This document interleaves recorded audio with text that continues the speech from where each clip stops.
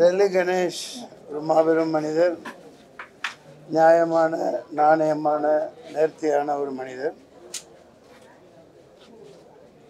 பொது வாழ்க்கையிலும் ஒரு அற்புதமான மனிதராக இருந்தாங்க.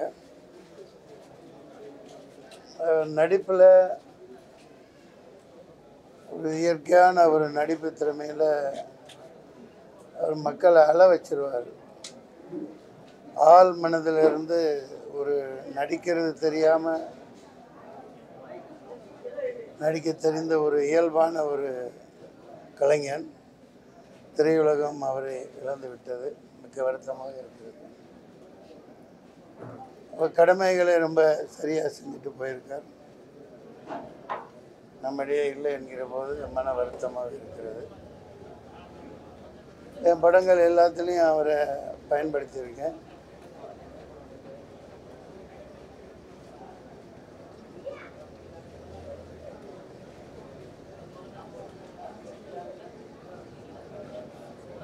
ஒரு ஆத்மா சாந்தியடைய பிரார்த்திக்கிறேன்.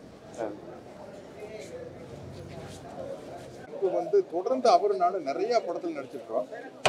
2 பேரும் ஷூட்டிங் போனோம்னா சின்ன பசங்க மாதிரி அரட்டை அடிச்சுக்கிட்டே இருக்கும்.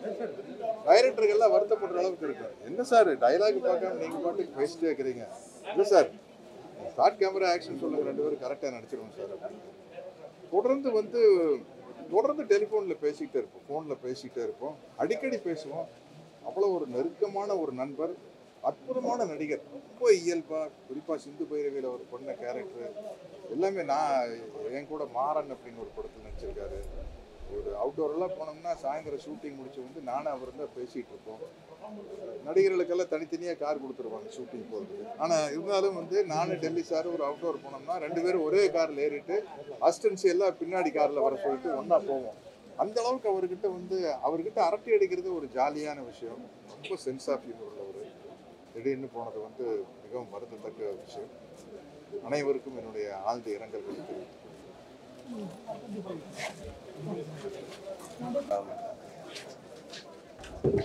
தெரியல. நான் ஜென்ரலாக இப்போ பேசுகிற இதில் இல்லை. ஏன்னா ஒரு கை ரொம்ப உதற ஆரம்பிக்குது. ஒரு 10-12 வருஷம், 2010-11 நினைக்கிறேன். இதே இடத்துல நான் அந்த கேட்டுக்கு வெளியில் நின்றுருந்தேன். என்கிட்ட கேட்டார், யார் வேணும் அப்படின்னாரு. நான் மணிகண்டன் சார், உங்களை பார்க்க தான் வந்தேன், வாங்க உள்ளே வாங்க அப்படின்னாரு. இப்போ கதை சொல்லியிருந்தேன் அவருக்காக, ஒரு படம், ஷார்ட் ஃபிலிம். நான் ரொம்ப சின்ன பையன், இப்போ என்னெல்லாம் நம்பியிருக்கு, அவ்வளோ சீனியர் ஆக்டர் என்னை நம்பியிருக்க வேண்டிய அவசியம். பட் ஆனால் அப்படி இருந்தும் அவர் வாங்குகிற சம்பளத்தில் பாதி வாங்கிக்கிட்டு எனக்காக ஒரு படம் பண்ணி கொடுத்தாரு. நான் ஒரு ஆக்டருக்கு ஏற்படுத்தி கொடுக்க வேண்டிய எந்த வசதியும் நான் பண்ணி கொடுக்கல. அது எல்லாத்தையுமே பொறுத்துக்கிட்டு நான் பண்ணுற எல்லா மிஸ்டேக்ஸுக்கும் அதெல்லாம் பொருட்படுத்தாமல் ஒரு சீனியாரிட்டியை என் மேலே காமிக்காமல் ரொம்ப எனர்ஜெட்டிக்காக ரொம்ப வாய்ப்பு தேடுற ஒரு நடிகனை போல் அவர் நடித்து கொடுத்தாரு. ஒரு 2 மாதத்துக்கு முன்னாடி திடீர்னு ஃபோன் பண்ணார். ஃபோன் பண்ணி, சொல்லுங்கள் சார் அப்படின்னா. ஐயோ நான் உனக்கு போட்டேனா அப்படின்னாரு. ஏன் சார்? நான் வேற ஒரு மணிகண்டனுக்காக போடலான்னு இருந்தேன், உனக்கு போட்டேன் போல அப்படின்னாரு. சரி, போட்டது தான் போட்ட, ஒரு 10 நிமிஷம் பேசு அப்படின்னாரு. என்றைக்குமே அவரோட ஹியூமரை விட்டு கொடுக்காத ஒரு, ஏன்னா எப்போ இருந்தாலும் சரி. ஒரு தடவை நான் அந்த படம் ஷூட் பண்ணிகிட்டே இருக்கும்போது ஒரு வதந்தி வந்துருச்சு, அவர் இறந்துட்டாருன்னு சொல்லி. அப்போ நான் பயந்து போய் ஃபோன் பண்ண உடனே சாப்பிட்டுட்டு இருந்தார். அப்போ சாப்பிட்டுட்டு இருக்கேன், கவலைப்படாத, உன் படத்தை முடிக்காமல் சாக மாட்டேன் அப்படின்னாரு. உண்மையாகவே நிறைய சமயம் ரொம்ப ஃபீல் பண்ணி பேசியிருக்காரு, நிறைய சமயம் ரொம்ப பயங்கர ஹியூமரஸாக என்ஜாய் பண்ணி பேசியிருக்காரு. முக்கியமாக நடிப்பு கலையை, ஆக்டிங்கிற கலையை பயங்கரமாக ரசித்து, நான் எவ்வளோ தூரம் ரசிச்சிருக்காருன்னா, ஒரு சின்ன பையன், நான் எந்த டைரக்ஷன் எக்ஸ்பர்டீஸும் இல்லாத ஒரு பையனுக்கே அவ்வளோ ப்ரொஃபஷனலாக நடந்துக்கிற அளவுக்கு அவர் இந்த ஆக்டிங்கிற ஒரு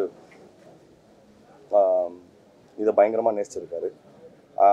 கிட்டத்தட்ட அவருடைய வாழ்க்கை, அவரோட கரியர், அவரோட பிஹேவியர், முக்கியமாக செட்டில் அவரோட பிஹேவியர், இது எல்லாமே நான் லைஃப்க்கு எனக்கு உண்மையாகவே ரொம்ப ரொம்ப முக்கியமான பாடங்கள் நான் அவரோட லைஃப்ல இருந்து எடுக்க வேண்டியது நிறைய இருக்கு. நிச்சயமா அவருடைய ஆன்மா வந்து சாந்தி அடையும். ஆனா நடிகர்கள் அப்படின்றத தாண்டி மேடை கலைஞர்கள் அப்படின்றது ஒண்ணு இருக்கு. இப்போ மேடை கலைஞர்களுடைய இறப்புகள் அதிகமாகிட்டு இருக்கு. இதை எப்படி பாக்குறீங்க? குறைவாகவும் ஆயிடுச்சு மேடை கலைஞர்களுடைய வேலைகள் அப்படின்றது. எனக்கு தெரிஞ்சு அது நீங்க ஒரு ஃபார்ம்ல போனா இன்னொரு ஃபார்ம்ல வரதான் செய்யும். அது நீங்க டோட்டலா அழிஞ்சு போயிருச்சுன்னு சொல்லி இப்படி போனாக்கா இன்னும் கொஞ்ச நாள்ல திருப்பி அதை ரிவைவ் பண்றது எல்லாமே அப்படிதானே. ஒரு ஒரு சைட்ல வந்து அது மறையிறதும் இன்னொரு விதமாக வெளிப்படுறதும் வந்து நம்ம கண்டினியூஸாக பார்த்துட்டு தான் வரோம். ஸோ ஐ டோன்ட் திங்க் இப்போ நிறைய தியேட்டர்ஸ் வந்து இப்போ பயங்கரமாக ரீசெண்ட் டைம்ஸில் பயங்கரமாக எமர்ஜ் ஆக ஆரம்பிச்சிருக்கு. ஸ்டேஜ் பெர்ஃபார்மன்ஸஸ் வந்து பயங்கரமான ஹவுஸ்ஃபுல் ஷோஸ் ஓடுது. ஸோ நான் அதை வந்து பெரிய டோட்டலாக அழிஞ்சு போயிடுச்சுன்னு நான் நினைக்க மாட்டேன். எப்படி இருந்தாலும் ஒரு வகையில் போனால் இன்னொரு வகையில் தொடர்றது வந்து நடந்துட்டு தான் இருக்கு. தேங்க்யூ.